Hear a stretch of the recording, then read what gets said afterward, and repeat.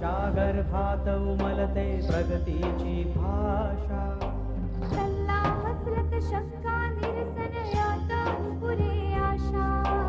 अभिमानाने घराघरातून, अभिमानाने घराघरातून नाद गरजले आता. जय महाराष्ट्र जय महाराष्ट्र ही गाऊया गाथा. जय महाराष्ट्र जय महाराष्ट्र ही गाऊया गाथा. जय महाराष्ट्र जय महाराष्ट्र ही गाऊया गाथा. नमस्कार. माहिती आणि जनसंपर्क महासंचालनालयाच्या जय महाराष्ट्र या विशेष शोमध्ये आपल्या सगळ्यांचं स्वागत. या जय महाराष्ट्र या विशेष शोमध्ये महाराष्ट्रासमोरच्या वेगवेगळ्या मुद्द्यांवर चर्चा होते, संवाद होतो. आज अशाच एका अतिशय महत्त्वाच्या आणि सर्वांसमोर मुद्दा बनून समोर आलेल्या एका विषयावर आपण संवाद साधणार आहोत. त्यासाठी आज स्टुडिओमध्ये आले आहेत महाराष्ट्राचे मुख्यमंत्री देवेंद्रजी फडणवीस. मी देवेंद्रजींचं आपल्या सगळ्यांच्या वतीनं स्वागत करतो. स्वागत देवेंद्रजी. धन्यवाद, आभारी आहे. हा मुद्दा आहे मराठा समाजाचे जे राज्यभर मोर्चे निघत आहेत त्याच्या संदर्भातला. औरंगाबादमध्ये पहिला मोर्चा निघाला आणि या मोर्चांमध्ये सातत्यानं संख्या वाढते आहे. या मोर्चांची दोन वैशिष्ट्ये सांगितली जातात आणि ते आपण अनुभवतो आहोत.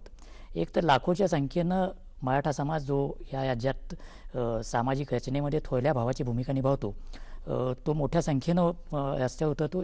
हा एक त्यातला महत्त्वाचा भाग आहे. आणि दुसरा तितकाच महत्त्वाचा भाग आहे की हा मोर्चा काहीच बोलत नाही, तो मूक मोर्चा आहे. आणि त्या मूक मोर्चामागं या समाजातलं वेगवेगळ्या प्रकारचं आक्रंदन समोर येते आणि तो आता महाराष्ट्राच्या सामाजिक जीवनासमोर आणि राजकीय जीवनासमोर सुद्धा एक मुद्दा बनून समोर आला आहे. तर या संदर्भात आपल्याशी आज संवाद साधायचा आहे. या मोर्चाचे वेगवेगळ्या पद्धतीनं अर्थ लावले जात आहेत. त्याच्यावर तज्ज्ञांची वेगळी मतं आहेत, अभ्यासकांची वेगळी मतं आहेत, सामान्य माणसांपासून राजकीय नेत्यांपर्यंत त्याच्यावरचे आपले त्याचं ॲनालिसिस सुरू आहे.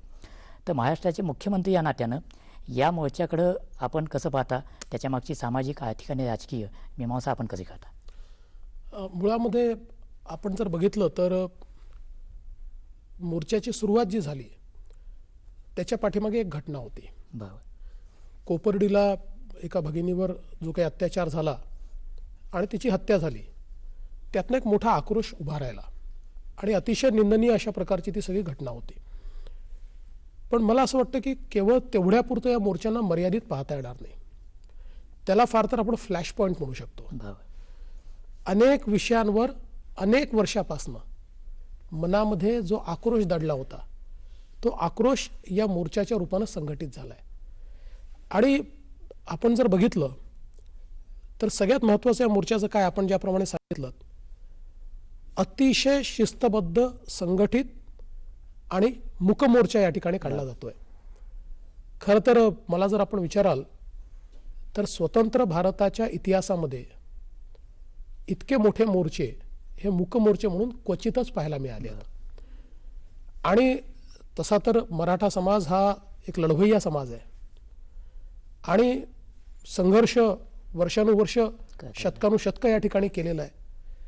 पण तरी देखील लोकशाहीमध्ये आपला विषय मांडण्याकरता मूकमोर्चाचा जो एक निर्णय समाजाने घेतला, हा खरोखर मला असं वाटतं की अतिशय मी आयोजकांचं अभिनंदन करीन. याचं कारण कुठल्याही मोर्चापेक्षा जास्त इफेक्टिव्ह अशा प्रकारचा मोर्चा आहे. याचं अधिक प्रेशर आहे. आणि सगळ्यात महत्त्वाची यातली शिस्त जर आपण बघितली तर महिला आहेत, मुलं आहेत, रांगेत चाललेले आहेत. एखाद्या सैन्यामध्ये जशी शिस्त असावी त्या शिस्तीमध्ये हे सगळं चाललेलं आहे. आणि म्हणून मला असं वाटतं की या मोर्चाची अधिक दखल घेण्याची आवश्यकता आहे. आता याचे जे वेगवेगळे अँगल जर आपण बघितले तर मला असं वाटतं की हा एक आक्रोश आहे, अनेक वर्षाचा आक्रोश आहे. आता हा आक्रोश कोणाच्या विरुद्ध आहे असाही प्रश्न येऊ शकतो की हे मोर्चे राज्य सरकारच्या विरोधात आहेत का? तर बघा, कुठली मागणी आपण लोकशाहीमध्ये कोणाकडे करणार आहोत? सरकारकडेच करणार आहोत. त्यामुळे सरकारकडनं मोठी अपेक्षा आहेच.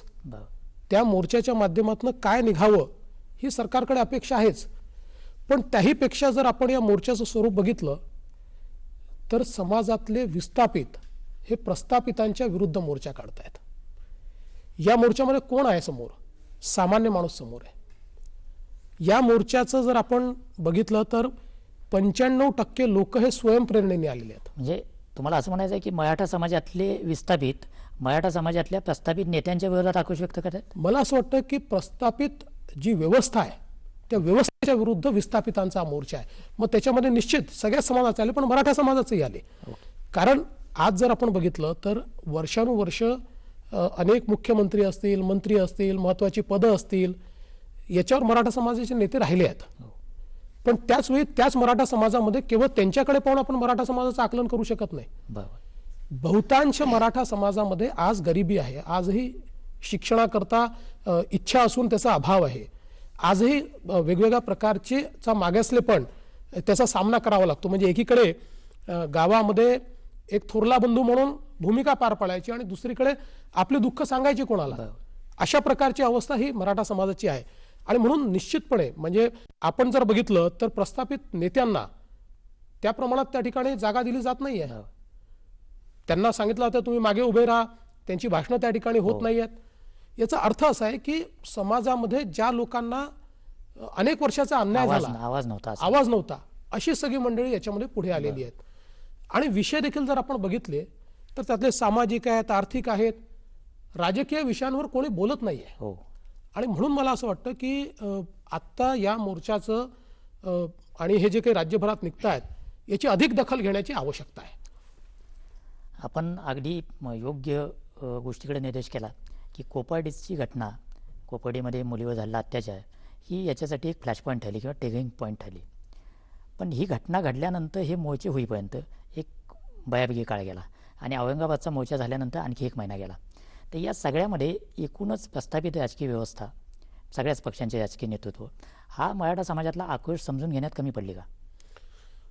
मला वाटतं हो, कदाचित हे शक्य आहे. म्हणजे आक्रोश आहे हे तर लक्षात येत होतं, पण हा एवढा मोठा असं लक्षात येत नव्हतं. म्हणजे काही लोक या ठिकाणी असं म्हणतात की बाबा आता तुमचं राज्य आलं म्हणून हे चाललंय. बरोबर. आमचं राज्य आल्यानंतर तयार झालेल्या समस्या नाही आहेत.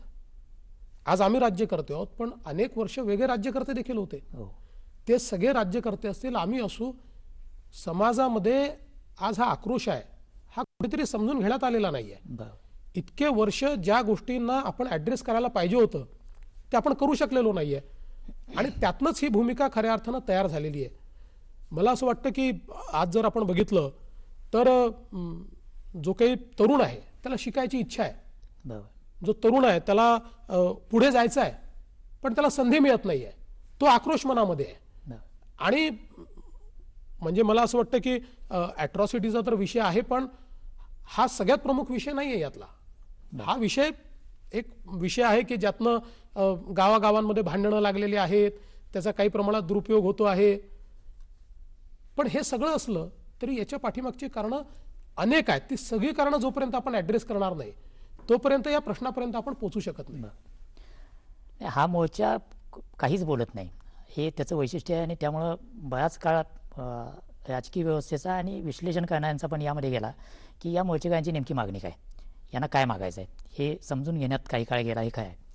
पण आता त्यांना काय मागायचं आहे याचे काही सूर समोर येत आहेत आणि त्यातला एक सूर ज्याचा आपण उल्लेख केला की ॲट्रॉसिटी किंवा दलित अत्याचार प्रतिबंधक कायदा जो आहे, तर या कायद्यामधल्या काही तरतुदी किंवा हा कायद्याचा गैरवापर होतो, चुकीचा वापर होतो आणि त्याच्यामध्ये सामान्य मराठा कुटुंबातली मुलं मोठ्या प्रमाणावर वळली जातात. असेही दाखले दिले जातात की 3-4% त्यातला कन्व्हिक्शनचा रेट आहे या कायद्यानुसार जे काही गुन्हे दाखल केले जातात. आणि सुदैवानं महाराष्ट्राच्या या मोर्चाकारांच्या ऑर्गनायझर्सपैकी किंवा नेत्यापैकी कुणीही असं म्हणत नाही की हा कायदा रद्द करा, हा कायदाच नको. पण या कायद्यामध्ये बदल व्हावा असा मात्र सगळ्यांचा सूर आहे.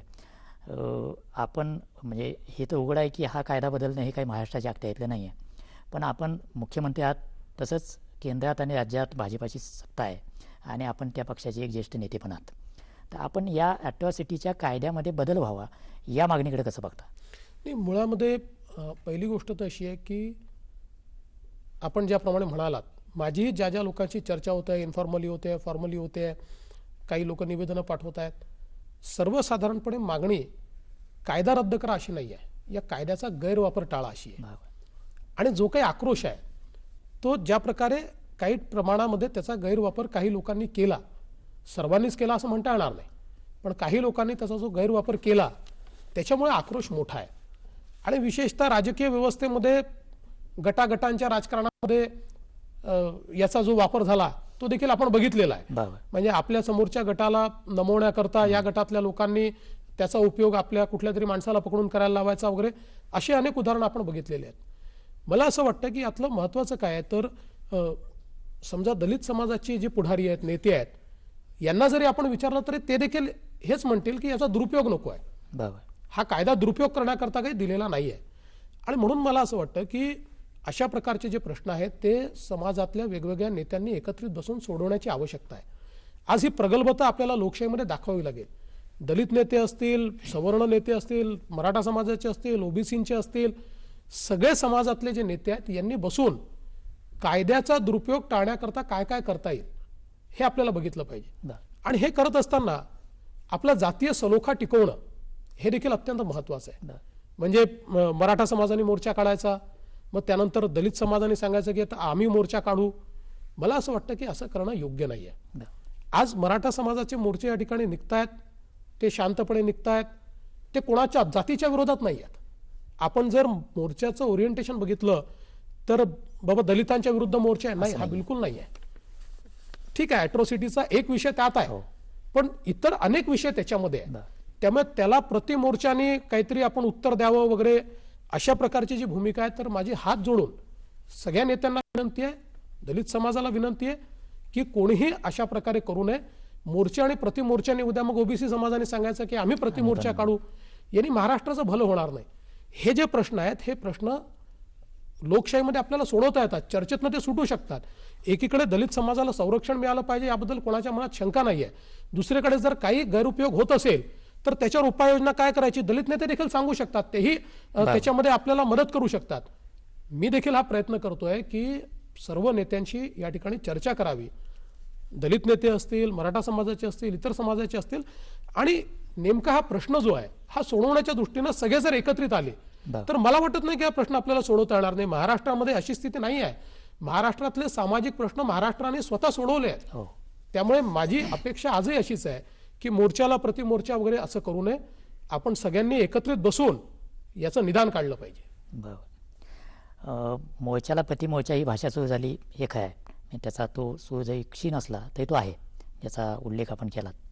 आणि तो जे लोक बोलत आहेत ती भाषा ते बहुतांशी आपल्या पक्षाशी किंवा आपल्या सहयोगी पक्षाशी जोडले गेलेले आहेत. त्यामुळे पुन्हा राज्याचा प्रमुख म्हणून आपली जबाबदारी अधिक वाढणार आहे.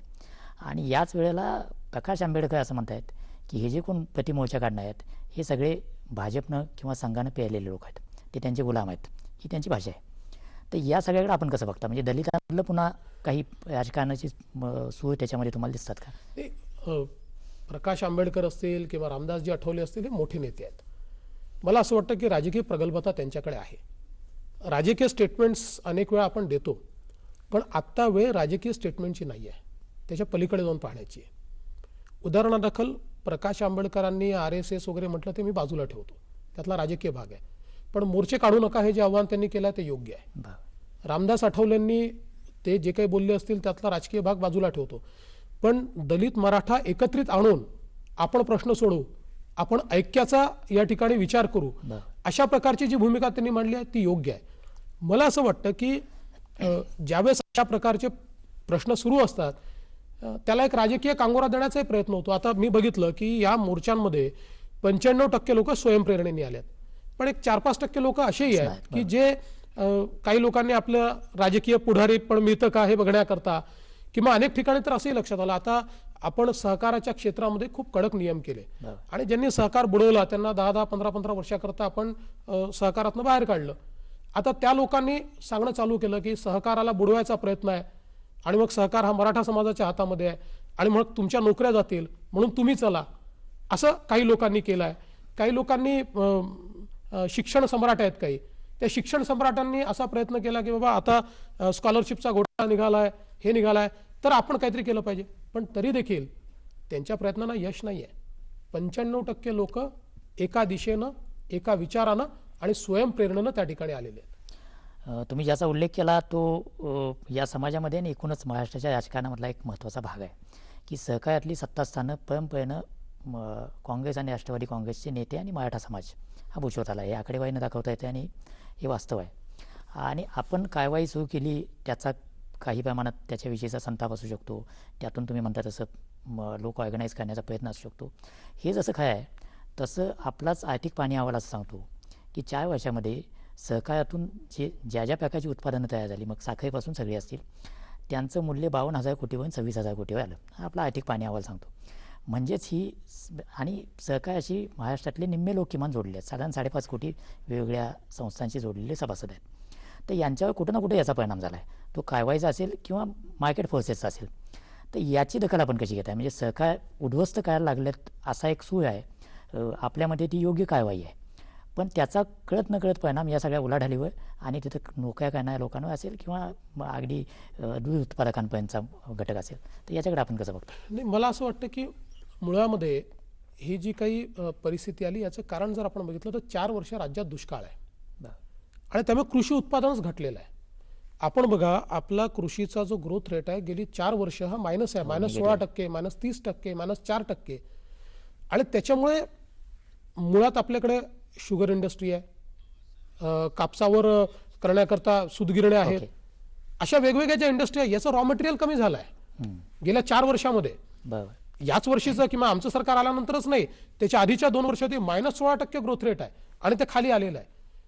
पण राज्य सरकारने काय केलं? एकीकडे ज्यांनी चुका केल्या त्यांच्यावर कारवाई केली, पण मागच्या वर्षी साखर कारखान्यांना जे पॅकेज आम्ही दिलं, म्हणजे आज महाराष्ट्र एकच असा राज्य आहे की ज्यापुढे 98% FRP दिली आहे. आणि हा कोण आहे? बहुजन आहे. ज्याला FRP मिळाली तो शेतकरी आहे फक्त महाराष्ट्रात. याचं कारण काय? तर आम्ही पॅकेजेस दिले, केंद्राकडनं दिले, राज्याकडनं दिले, सगळ्या प्रकारच्या कृषी उद्योगाला आम्ही पॅकेजेस दिले. कारण अडचणीत होते, लोन रिशेड्युलिंग करून दिलं, मोठ्या प्रमाणात आर्थिक मदत त्यामध्ये केली, सगळ्या प्रकारचे टॅक्सेस आपण रद्द केले. आणि म्हणून मुळामध्ये ज्यांची सत्ता स्थानं ही त्यातनं आपलं स्वहित करण्याकरता चालली होती, अशांना दूर केलेलं आहे. बरं, जे दूर झाले त्यांच्या ऐवजी आलेले कोण आहेत? त्या समाजाचे लोक आहेत, ते काही दुसऱ्या समाजाचे लोक नाही आहेत. मला असं वाटतं की अशा प्रकारचा अनरेस्ट काही लोक आपल्या फायद्याकरता देखील तयार करायचा प्रयत्न करत आहेत. आपली ही चर्चा अशीच पुढे सुरू राहील. आता घेऊया एक छोटीशी विश्रांती.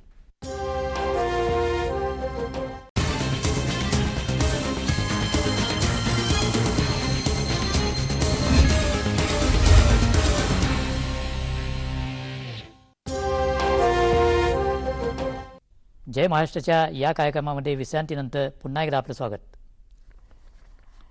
या मोर्चामागं काही राजकीय गणित आहेत असं आपल्याला वाटतं का? म्हणजे विशेषतः राजकारणात दुखावलेले घटक त्याच्यामध्ये असण्याची शक्यता आहे. ते आपल्या पक्षातले असतील, अन्य पक्षातले असतील, आणि ते सगळे मिळून महाराष्ट्राचे मुख्यमंत्री देवेंद्र फडणवीस यांना कमकुवत करायचा प्रयत्न करत आहेत, असं एक विश्लेषण मांडलं जाते. त्याच्याकडे आपण कसं पाहता? नाही, मला असं वाटतं की मोर्चा जो आहे, मी जसं सांगितलं की 95% लोक स्वयंप्रेरणेने येत आहेत. पण हे खरं आहे की काही लोक, जसं आपण हिंदीत म्हणतो बहती गंगा में हात धो लो, तसा काही लोक प्रयत्न निश्चित करतील. माझ्या पक्षातले करतील असं बिलकुल मला वाटत नाही, पण इतर राजकीय पक्षातले लोक करतीलच. कारण आज ज्या प्रकारे सरकार या ठिकाणी चाललेलं आहे, ज्या प्रकारची कडक भूमिका आम्ही घेतो आहोत, त्यातनं दुखावलेल्या लोकांची संख्या कमी नाही आहे. पण शेवटी माझा सवाल हाच आहे ना की हे सगळे प्रश्न काही मी आल्याने निर्माण झालेले नाही आहेत. मला येऊन अजून 2 वर्षे पूर्ण व्हायचे आहेत. अनेक वर्षापासून हे प्रश्न चाललेले आहेत आणि जे राज्यकर्ते वर्षानुवर्ष होते ते राज्यकर्ते प्रश्न सोडवू शकलेले नाहीत. आता आम्ही हा प्रयत्न करतोय की प्रश्न सुटले पाहिजेत. वेगवेगळ्या प्रश्नांवर आम्ही ठाम भूमिका घेतली आहे. आमची एकही भूमिका आज जी भूमिका मांडली जाते त्यापेक्षा विसंगत नाही आहे आणि आम्ही ती कृतीतनं दाखवलेली आहे. मला असं वाटतं की हे ठीक आहे की काही लोकांना असं वाटतं आहे की या माध्यमातनं ते मला हटवू शकतील किंवा माझ्यावर काहीतरी प्रहार करू शकतील, पण त्याने काही समाजाचं बदलणार नाही आहे. म्हणजे उद्या मी गेलो आणि दुसरा आला की तो लगेच बदलू शकेल, किंवा खरं तर 15-15 वर्ष जे राहिले त्यांनी केलं नाही म्हणूनच लोकांनी आम्हाला या ठिकाणी आणलेलं आहे आणि लोकांच्या अपेक्षा आमच्याकडनं आहे. त्याला राजकीय थोडासा अभिनिवेश आणण्याचा प्रयत्न लोक करतात. पण मला असं वाटतं ज्या प्रकारे आज मोर्चेकरांनी एकजुटता दाखवली आहे त्या प्रकारे ते येणार नाही. पण यात मला दुसरी गोष्ट एक सांगावीशी वाटते. काल मी आता आमच्या विखे पाटलांचं देखील स्टेटमेंट ऐकलं. मी तर पहिली चर्चा जी केली ती पक्षातल्या लोकांशी केली, मंत्र्यांशी केली. आज माझ्या मंत्रिमंडळातल्या निम्म्यापेक्षा जास्त मंत्री मराठा समाजाचे आहेत. माझ्या आमदारांपैकी निम्म्यापेक्षा जास्त आमदार मराठा समाजाचे आहेत. मी त्यांच्याशी चर्चा केली आणि त्या चर्चेनंतर मी सांगितलं की मी विरोधी पक्षाशी करणार आहे, सगळ्या सामाजिक संघटनांशी करणार आहे. लोकशाहीमध्ये चर्चेशिवाय प्रश्न सुटतील कसे? आता काही लोक असं म्हणतात की आम्ही सरकारशी चर्चाच करणार नाही. मग प्रश्न सुटतील कसे? जर सरकार सकारात्मक आहे, सरकार चर्चा करायला तयार आहे, तर मोर्चा काढल्यानंतर त्या मोर्चातनं आपल्याला जे अपेक्षित आहे, जो आपला आक्रोश आहे, लोकशाहीने सरकारला ते अधिकार दिले आहेत की तो सोडवण्याच्या दृष्टीनं. त्यामुळे आम्ही चर्चाच करणार नाही किंवा सरकारकडे चर्चा करायला कोणी गेलं तर तो बेईमान आहे, अशा प्रकारची भूमिका मांडायची किंवा मराठा समाजात कोणीतरी फूट पाडताय. हा एक आक्षेप तुमच्यावर घेतला जातोय की एक तर तुम्ही सुरुवातीला त्याच्याकडे बघितलंच नाही, हे खूप दिवस झाले याची दखल सरकारने घेतली नाही, आणि जेव्हा घेतली तेव्हा आपल्याच पक्षातले मराठा समाजातले नेते एकत्र करून बैठक घेतल्यामुळं या मोर्चाच्या एकजुटीत फूट पाडण्याचा मुख्यमंत्री प्रयत्न करत आहेत, अशा प्रकारचा एक आक्षेप घेतला जातोय. नाही, मला पहिल्यांदा असं वाटतं की पहिल्या मोर्चाचीच मी दखल घेतली बरोबर. आणि त्याच्यानंतर इकडे तिकडे नाही, आठवले साहेबांचा जो सत्कार झाला त्याच सत्कारामध्ये मी स्वतः बोललो आणि संपूर्ण दलित समाजासमोर बोललो की या मोर्चाचा वेगळा अर्थ काढू नका, हा काही तुमच्या विरोधातला मोर्चा नाही आहे. बरोबर. आणि त्यामुळे त्याची दखल घेतली नाही असं नाही आहे. मला कधी कधी आश्चर्य वाटतं की दखल घ्यायची म्हणजे काय, चर्चा करायची ना. हो. चर्चेला समजा मी म्हटलं की चर्चा करायची तर कोणीतरी उठून म्हणणार येणार. की हा फूट पाळाचा हे आहे, आम्हाला चर्चा कशी करायची, आम्ही सरकारसोबत चर्चा करणार नाही. चर्चा केली नाही तर म्हणायची की सरकार दखलच घेत नाही. मला असं वाटतं की बहुतांश समाजाला प्रश्न सोडवण्यामध्ये रस आहे, पण दुर्दैवाने काही नेत्यांना तो सोडवण्यामध्ये रस नाही आहे. आणि त्याच्यामुळे मी तर पहिल्याच बैठकीनंतर सांगितलं की आज मंत्र्यांशी चर्चा केली आहे, उद्या वेगवेगळ्या पक्षांची करणार आहे, सगळ्या सामाजिक संघटनांची करणार आहे, दलित नेत्यांची देखील मी करणार आहे, कारण त्यातनंच हे प्रश्न सुटणार आहे. मला असं वाटतं की माझी विनंती आहे, राजकीय नेत्यांनी आज प्रगल्भता दाखवण्याची आवश्यकता आहे. समाज शांतपणे मोर्चे काढतोय, त्याचा दबाव मोठा आहे, पण त्यातनं हे सगळं होत असताना महाराष्ट्रातली जी सामाजिक घडी आहे ती घडी विस्कटू नये. महाराष्ट्रामध्ये दलितेतर संघर्ष किंवा मराठा आणि दलित संघर्ष किंवा अशा प्रकारचा कुठलाही संघर्ष हा महाराष्ट्राला चांगला नाही आहे, हा येऊ नये, हा होणार नाही मला माहिती आहे. पण ही प्रगल्भता जर नेत्यांनी दाखवली नाही आणि अशा परिस्थितीमध्ये जर सगळे राजकारण करत राहिले तर हे दुर्दैवी आहे. ही परिस्थिती, मला सांगा, ही सगळे प्रश्न केवळ सरकारचे नाही आहेत, समाजाचे प्रश्न आहेत. सरकार एक माध्यम आहे, त्यामुळे जर सगळ्या नेत्यांनी याच्यावर राजकारण करण्याच्या ऐवजी एकत्रित बसून हे सोडवले आणि सरकार जर सकारात्मक आहे, सरकार त्यामध्ये लक्ष घालायला तयार आहे, मला असं वाटतं की याचं राजकारण होऊ नये, चर्चेतनं हे सगळे प्रश्न सुटतील असा मला विश्वास आहे. याचा अर्थ असा लावायचा की आपण सगळ्यांशी चर्चा करायला तयार आहात, म्हणजे विरोधी पक्ष असतील किंवा मराठा समाजाचे जे संघटक आहेत आता, कारण त्याला कोणी नेता नाही आता की एक नेता आणि त्याच्या आदेशानं चालले अशी काही परिस्थिती नाही आहे. हे जिल्हानिहाय काही लोक ऑर्गनाईज करतात, तर या सगळ्यांशी बोलायची आपली तयारी आहे. निश्चित तयारी आहे. मी तर जिल्हानिहाय देखील बोलायला तयार आहे. मी मंत्र्यांचा गट तयार करून विरोधी पक्षाचे लोक घेऊन त्यांना एम्पॉवर करून प्रत्येक जिल्ह्यात त्यांनी जावं आणि मोर्चाचं आयोजन करणारे जे जे लोक होते, शेवटी मोर्चा जरी लाखोंचा असला तरी ऑर्गनाईज करणारे 200-300 प्रमुख संघटक आहेत, कुठे 50 आहेत, कुठे 100 आहेत, त्या प्रत्येकाशी चर्चा करायला आम्ही तयार आहोत, त्यांचं म्हणणं ऐकून घ्यायला तयार आहोत. आणि केवळ चर्चेकरता चर्चा नाही तर त्याच्यावर काहीतरी ठोस उपाययोजना झाली पाहिजे, ही आमची मानसिकता आहे.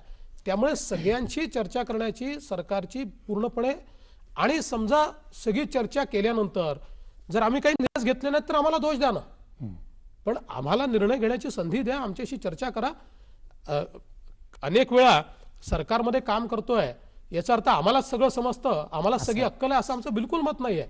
उलट बृहत समाजाला जास्ती अक्कल असते सरकारपेक्षा, आणि त्यामुळे त्यांच्याकडनं त्या गोष्टी समजून घेऊन त्यातनं मार्ग काढता येतील. बरोबर. या मोर्चा मागचं आणखी एक सूत्र सातत्यानं सांगितलं जातं आणि ती उघड मागणी पण आहे की मराठा समाजाला आरक्षण मिळावं, आणि गेली अनेक वर्षे चालू असलेली मागणी आहे. ती सुरुवातीला क्षीण होती, नंतर ती मोठी झाली, त्याला मागच्या सरकारनं आरक्षण देऊ केलं, ते कोर्टामध्ये टिकलं नाही, आणि कुठलाच राजकीय पक्ष मराठ्यांना आरक्षण देऊ नका असं म्हणत नाही. आपण तर निवडणुकीतही ते आश्वासन दिलं होतं की आम्हीच आरक्षण मिळवून देऊ, मराठा असेल किंवा धनगर समाज असेल. तर आत्ता ह्या विशेषतः म्हणजे ज्या 95% तुम्ही उल्लेख केला त्यातले बहुतेक आणि विशेषतः तरुण मुलं, त्यांची अगदी उघड मागणी आहे की आम्हाला आरक्षण मिळालं पाहिजे, कारण एक संधीचा आणि मुद्दा आहे तो. तर आत्ता ज्या ठिकाणी आरक्षणाचा मुद्दा अडकलेला आहे तिथून तो पुढे नेण्यासाठी आपण काय पावलं टाकताय? पहिली गोष्ट अशी आहे की माझं एक ठाम मत आहे की मराठा समाजाला आरक्षण मिळालंच पाहिजे, ते आवश्यक आहे आणि ही मागणी राजकीय नाही, ही खरोखर सामाजिक मागणी आहे. आपण बघा, गेल्या सरकारने आरक्षण दिलं, कधी दिलं हो? जर प्रामाणिक असते तर ज्यावेळेस 15 वर्ष सरकारमध्ये होते तेव्हा दिलं असतं. लोकसभेच्या निवडणुकीमध्ये 48 पैकी 42 जागा हारल्यानंतर अचानक सरकारला जाग आली आणि एक अध्यादेश काढून आरक्षण देण्यात आलं. कायदा नाही केला. 6 महिन्याचा वेळ होता. आवश्यकता असती तर असेंब्ली बोलवता आली असती, नाही केला. अध्यादेश काढून त्या ठिकाणी ते आरक्षण दिलं. आणि परत पलीकडे काय सांगतात की यांचं सरकार आलं आणि त्याच्यावर स्थगिती आली. मी आकड्यासहित आपलं तारखेसहित सांगतो. 16 सप्टेंबरला याची सुनावणी झाली. 16 ते 19 सप्टेंबरपर्यंत सुनावणी त्याची चालली. 19ला एंट्रीम ऑर्डर करता ती केस क्लोज केली. त्याच्यानंतर थेट 14 नोव्हेंबरला त्याच्यावर निकाल आला. आता जेव्हा याची सगळी केसची पैरवी झाली, त्याचे आर्ग्युमेंट झाले, तेव्हा हेच सत्तेमध्ये होते. क्लोज फॉर ऑर्डर दिली तेव्हा हेच सत्तेमध्ये होते. मी आलो, मुख्यमंत्री झालो 31 ऑक्टोबरला. 14 नोव्हेंबरला तो निर्णय आलेला आहे, 14व्या दिवशी, म्हणजे मी मुख्यमंत्री झाल्यानंतर. आणि तो कशावर आलाय तर जुने जे आर्ग्युमेंट झाले त्या आर्ग्युमेंटवर आला आणि त्यांनी स्थगिती दिली. आता ही स्थगिती मिळाल्यानंतर लगेच यांनी काय म्हणायचं तर सरकारने बाजू मांडली. अरे माझं सरकारच नव्हतं बाजू मांडली, तेव्हा तुमचं सरकार होतं, तुमच्या सरकारने बाजू मांडायची होती. पण हे सरकारने बाजू मांडायची वगैरे नाही, चांगले वकील होते, तेच वकील आम्ही पुढे घेतले. आम्ही काय केलं त्याच्यानंतर, आम्ही जर अप्रामाणिक असतो, पुढे निवडणुका नव्हत्या, पण लगेच 23 डिसेंबरला डिसेंबरच्या अधिवेशनामध्ये इकडे 14 नोव्हेंबर आल्याबरोबर आम्ही त्याचं रूपांतर कायद्यात केलं. दुर्दैवाने तो त्या कायद्यालाही स्थगिती मिळाली. पण हे सगळं करत असताना एक गोष्ट लक्षात आली की कोर्टाने जे काही त्याच्यामध्ये सांगितलं, का स्थगिती देतो, तर कोर्टाने सांगितलं की ज्यावेळी हा अध्यादेश निघाला त्यावेळी अध्यादेश काढत असताना ज्या प्रमुख बाबींची पूर्तता करायला पाहिजे होती, मागासलेपण काय आहे, सामाजिक मागासलेपण काय आहे, या संदर्भातले जे पुरावे द्यायला पाहिजे होते ते पुरावेच दिले नाहीत आणि त्याच्यामुळे ही स्थगिती आली. मग मी स्वतः श्री विनोद तावडे यांच्या अध्यक्षतेखाली एक कमिटी केली. सगळ्या पक्षाचे नेते मराठा समाजातील त्या कमिटीमध्ये घेतले आणि त्यांना सांगितलं की पाहिजे तेवढे वकील लावा. सगळे टॉपचे वकील आम्ही लावले. त्यांना सांगितलं, म्हणजे सुप्रीम कोर्टात तर मुकुल रोहतगींना आम्ही सांगितलं, इकडे टॉपचे सगळे वकील लावले. रवी कदम आता आपल्याकडनं सगळी केस पाहतात आणि मोठी टीम आहे. त्यांना सांगितलं सगळे पुरावे तयार करा. 1200 डॉक्युमेंट्स हे जमा करून त्यातनं 70 पुरावे आत्ता, म्हणजे अगदी छत्रपती शिवाजी महाराजांच्या काळापासनचे डॉक्युमेंट जमा करून त्यातनं 70 पुरावे आतापर्यंत तयार केलेले आहेत आणि सगळे आपण आता कोर्टासमोर मांडतो आहोत. आणि त्यामुळे आरक्षणाच्या संदर्भात सरकारने गांभीर्याने भूमिकाच घेतली आहे. त्याकरता वेगळा पक्ष आम्ही त्या ठिकाणी स्थापन केला आहे. मला विश्वास आहे की या केसमध्ये हे सगळे पुरावे दिल्यानंतर कोर्ट आपल्या बाजूने निर्णय देईल. आता त्यातला प्रश्न असा आला की कोर्ट ते लावून घेत नव्हतं. आम्ही शेवटी चीफ जस्टिसला विनंती केली, पण आपल्याला माहिती आहे की मध्यंतरी चीफ जस्टिस जे प्रभारी होते, आता नवीन चीफ जस्टिस आले आहेत. आम्ही पुन्हा एकदा आता सुप्रीम कोर्टामध्ये काही लोक गेले आहेत, तिथे आम्ही सपोर्ट करतोय की ही केस तातडीने सुनावणीला घेण्यात यावी. आणि माझं तर त्याच्या पुढे जाऊन म्हणणं आहे की काही जर त्रुटी दाखवली उच्च न्यायालयाने, आम्ही पुन्हा कायदा तयार करू, त्या सगळ्या त्रुटी दूर करून कायदा तयार करू. पण समाजाला आरक्षण मिळालं पाहिजे हे आमचं मत आहे. पण या ठिकाणी श्रीरामजी एक अजून मला मुद्दा मांडायचा आहे. आरक्षण दिलं पाहिजे याबद्दल कोणाच्या मनात दुमत असण्याचं कारण नाही, पण आरक्षणाने सगळं बदलणार आहे का? एक छोटं उदाहरण आपल्याला सांगतो की आज जर आपण इंजिनिअरिंगच्या जागा बघितल्या तर महाराष्ट्रामध्ये शासकीय महाविद्यालयामध्ये 2740 आणि शासकीय अनुदानितमध्ये 3357, म्हणजे दोन्ही मिळून 6000 जागा आहेत फक्त शासकीय आहेत. म्हणजे 6000चा जर आपण विचार केला आणि 15% आरक्षण म्हटलं तर 900 जागा मिळणार आहेत मराठा समाजाला. आणि त्याच्या अगेन्स्ट आम्ही जे खाजगीकरण केलं, खाजगी इंजिनिअरिंग कॉलेजेसमध्ये 1,47,000 जागा आहेत, तिथे ते नाहीये, तिथे मराठा समाजाला फायदा मिळणार नाहीये. त्यामुळे हे 15% आरक्षण दिल्यामुळे 900 जागा फक्त मराठा समाजाला या ठिकाणी मिळतील. त्यामुळे याच्या पलीकडे जाऊन आपल्याला बघावं लागेल. बरं, आता हे खाजगी कॉलेजेस कोणाचे आहेत? त्या त्यावेळेच्या राज्यकर्त्यांचेच आहेत ना. त्यांनी स्वतःची सोय बघितली, समाजाची सोय नाही बघितली. आता काय करण्याची आवश्यकता आहे? ज्याप्रमाणे खाजगी कॉलेजेसमध्ये ओबीसी समाजाला आम्ही फी प्रतिपूर्तीची योजना आणली, त्याप्रमाणे जर मराठा समाजाकरता अशा प्रकारे त्यांचा शैक्षणिक खर्च जो आहे, शैक्षणिक शुल्क जे आहे ते जर सरकारने दिलं तर या सगळ्या जागा त्यांच्याकरता ओपन होतील. आज आपल्याला माहिती आहे या 1,47,000 जागांपैकी ओपनच्या जागा भरल्याच जात नाहीत. भरल्या जात नाहीत. का नाही भरल्या जात? कारण तो मराठा समाजाचा किंवा इतरही समाजातला ओपन माणूस जो आहे त्या जो फी द्यायला पैसे नाही आहेत. व्यवस्था आहे पण तो शिकू शकत नाही आहे. त्यामुळे आरक्षण तर आणावं लागेल, पण आरक्षणाने 900 जागा मिळणार आहेत.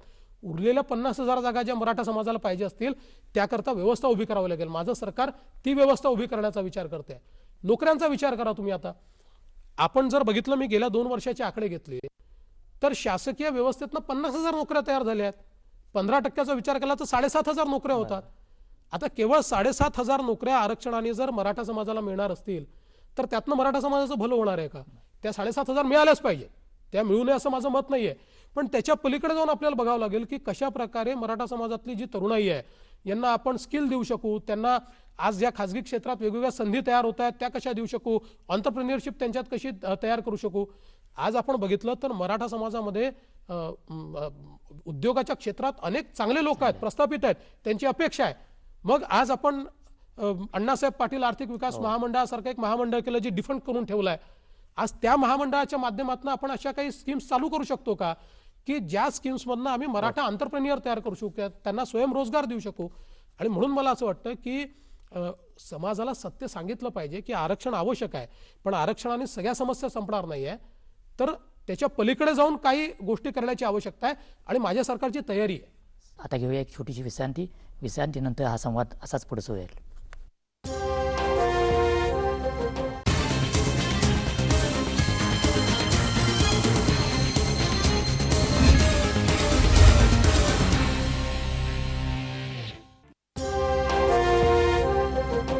विश्रांतीनंतर जय महाराष्ट्रामध्ये पुन्हा एकदा आपलं स्वागत. आता या समाजातल्या लोकांचं आणखी एक सूर आहे किंवा मागणी आहे, विशेषतः तरुणांचा, शिकणाऱ्या मुलांचा. आणि त्यांची मागणी अशी आहे की क्रिमी लेयरची ओबीसीसाठीची मर्यादा आपल्या सरकारनं वाढवली. तर ईबीसीसाठी इकॉनॉमिकली बॅकवर्ड क्लास जो मराठ्यांनाही लागू आहे, आणखी अन्य सगळे जे सामाजिकदृष्ट्या वरचे वर्ग ज्याला आपण म्हणतो त्यांना लागू आहे, तर त्याचीही मर्यादा वाढवावी. कारण आता 1 लाख हे काही खूप मोठं उत्पन्न नाही, अशी एक मागणी किंवा असा सूर आहे. त्याच्याकडे आपण मुख्यमंत्री या नात्यानं कसं पाहता? नाही, मला असं वाटतं की मागणी अतिशय योग्य आहे.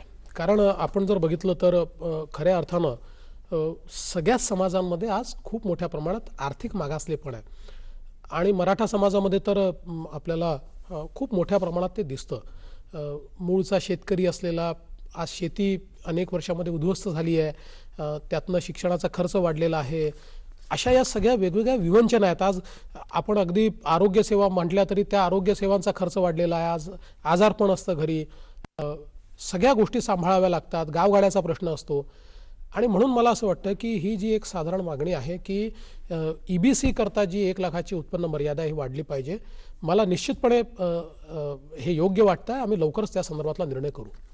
शेती परवडणारी व्हावी या दृष्टिकोनातून आपण कसं बघता?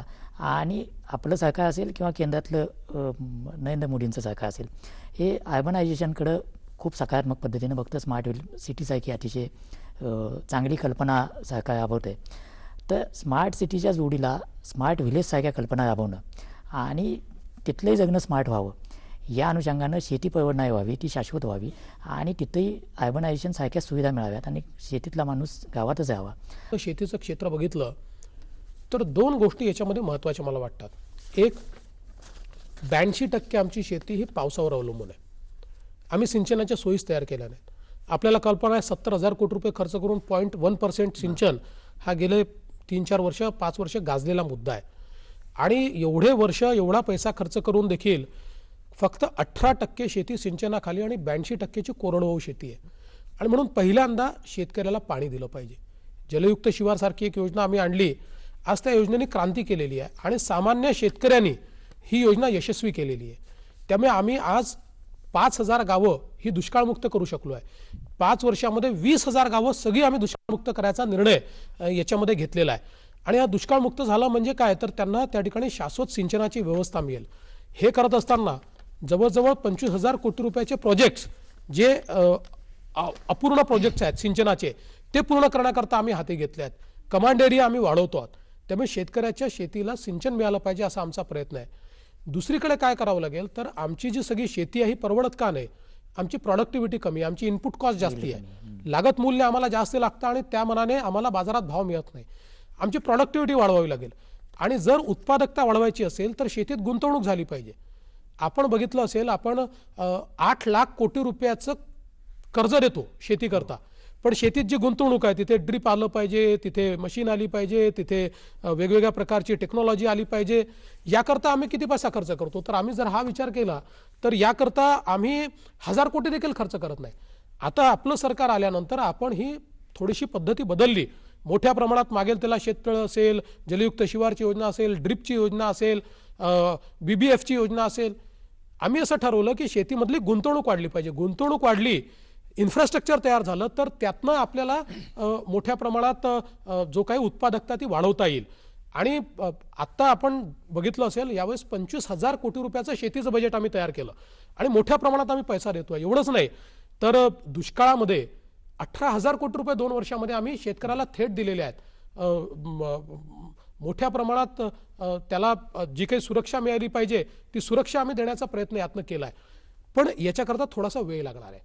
आज अनेक गोष्टी, आज आपण वर्ल्ड बँकेसोबत प्रकल्प केला आणि 5,000 गावामध्ये इंटिग्रेटेड वॉटरशेड डेव्हलपमेंटच्या माध्यमातून त्या ठिकाणी आपण पाण्याचे स्ट्रक्चर तयार करतो आहोत, त्या ठिकाणी एफिशियंट वॉटर यूज करतो आहोत. आणि एवढंच नाही तर आज आपण शेतकऱ्याला बाजार समितीच्या जोखडामध्ये तो जो अडकला होता त्यातनं बाहेर काढण्याचं काम केलंय. आता शहरामध्ये बाजार लागत आहेत, थेट त्याला माल विकता येतोय. मुंबईमध्ये विधान भवनाच्या आवारात आम्ही जो बाजार लावतो, आपण जर येऊन बघितलं, एवढी प्रचंड गर्दी असते आणि शेतकरी त्यातनं समाधानी होऊन जातो.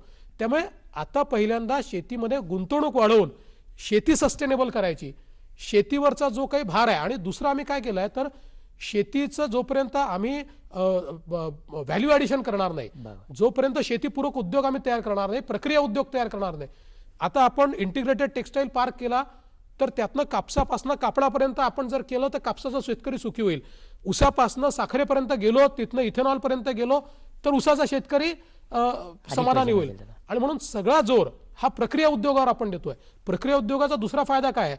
आज शेतीमध्ये एम्प्लॉयमेंट करता खूप मोठ्या प्रमाणात जो भार आहे तो भार शेतीवरचा कमी केला पाहिजे, तो या प्रक्रिया उद्योगात जातो.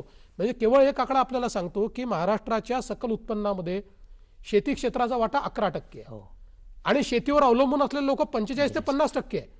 म्हणजे 45 ते 50% लोकांच्या मेहनतीतून 11% वाटा तयार होतो आणि त्यातनं त्यांना मिळत आहे. जोपर्यंत हा वाटा वाढणार नाही, जोपर्यंत ह्या 45% लोकांपैकी 10-15% लोक प्रक्रिया उद्योगात आम्ही टाकणार नाही आणि 30-35% लोकांना हा वाटा जोपर्यंत आम्ही तयार करणार नाही तोपर्यंत शेती सस्टेनेबल होणार नाही.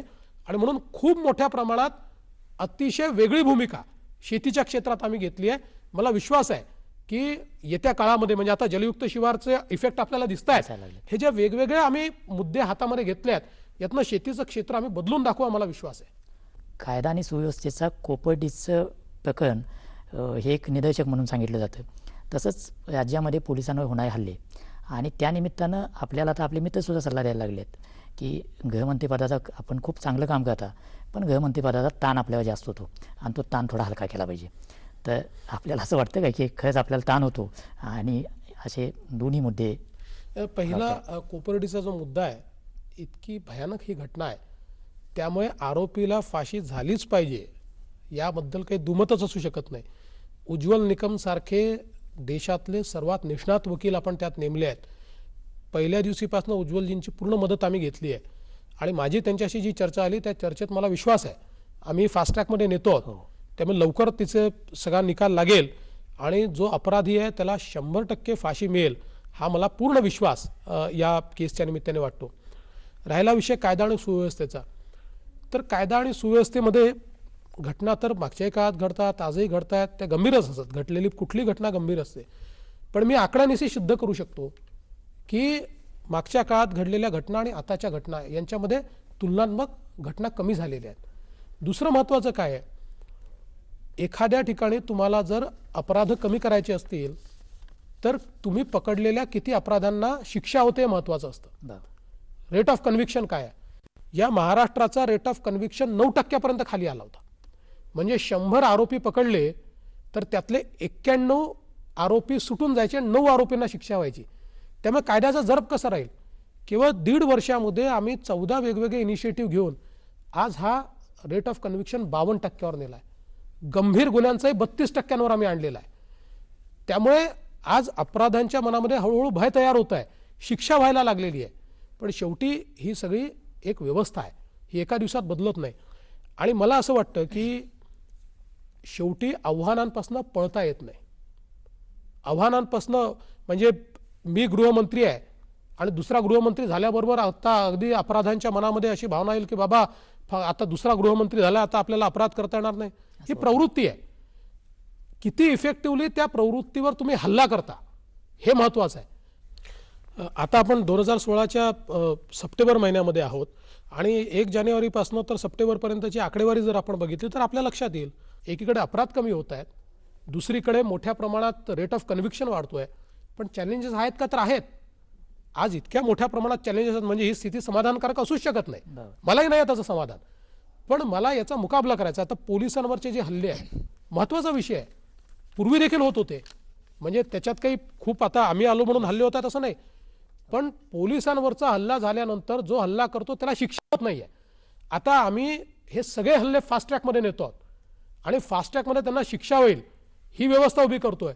अनेक गोष्टी आता पोलिसांच्या सुरक्षिततेकरता आणि पोलिसांमार्फत आपल्याला सुरक्षितता मिळावी याकरता आम्ही करतोय. मी लवकरच आजच्या कार्यक्रमात तेवढा वेळ नाही, पण मी लवकरच याबद्दल देखील सांगेन. पण पोलिसाच्या जीवनमानामध्ये गुणात्मक बदल झाला पाहिजे. त्याला घर मिळालं पाहिजे, त्याला सुरक्षा मिळाली पाहिजे, त्याच्या कुटुंबाला रोजगार मिळाला पाहिजे. अशा अनेक योजना आम्ही तयार केलेल्या आहेत आणि मला विश्वास आहे पोलीस आणि प्रशासन मिळून या गुन्हेगारीवर निश्चित आळा आम्ही आणू. एक मुद्दा अजून या निमित्ताने मांडायचा आहे की आता हे सगळे जे मोर्चे या ठिकाणी निघून राहिलेले आहेत, हे मोर्चे निघत असताना अजून काही बरेच मोर्चे प्लॅन्ड आहेत. आणि आम्हाला बिलकुल ते मोर्चे थांबवायचे नाही, त्यात काही फूट पडायची नाही. माझी अपील एवढीच आहे की मोर्चा काढल्यानंतर आपल्या ज्या भावना आहेत त्या भावनांच्या संदर्भात आमच्याशी चर्चा करा. अतिशय उत्तम मोर्चा निघतोय, मूक मोर्चा आहे, समाज संघटित होतोय. पण एकदा आपला मोर्चा झाल्यानंतर जे कोणी प्रतिनिधी आपण नेमाल त्या प्रतिनिधींनी आमच्याशी चर्चा करावी आणि एकत्रितपणे आपण हा प्रश्न सोडवू, अशा प्रकारची माझी विनंती आहे. मुख्यमंत्री देवेंद्रजी फडणवीस यांनी मराठा क्रांती मोर्चाच्या निमित्तानं समोर आलेल्या मुद्द्यांवर आपली दिलखुलास मतं या जय महाराष्ट्र कार्यक्रमात मांडली आहेत. देवेंद्रजी, आपले खूप खूप धन्यवाद. आपण इथं आलात. धन्यवाद. थँक्यू.